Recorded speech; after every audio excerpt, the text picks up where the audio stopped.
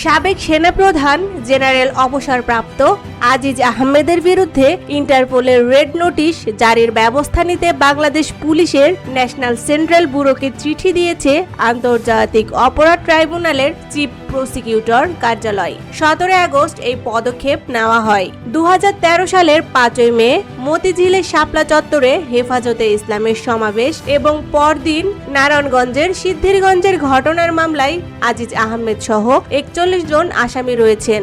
গত জুলাইয়ে ট্রাইব্যুনাল আনুষ্ঠানিক অভিযোগ আমলে নিয়ে পলাতক আসামিদের বিরুদ্ধে গ্রেপ্তারি পরোয়ানা জারি করেন। চিফ প্রসিকিউটর মোহাম্মদ আমিনুল ইসলাম জানিয়েছেন, আজিজ আহমেদ বর্তমানে যুক্তরাষ্ট্রে অবস্থান করছেন। তাকে গ্রেপ্তার করে বাংলাদেশে ফিরিয়ে বিচারের মুখোমুখি করতেই ইন্টারপোলের সহায়তা চাওয়া হয়েছে।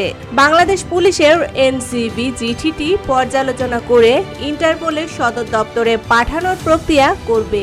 একই মামলার আরেক পলাতক আসামি সাবেক আইজিপি বেনজির আহমেদের বিরুদ্ধেও রেড নোটিশের প্রক্রিয়া শুরু হয়েছে।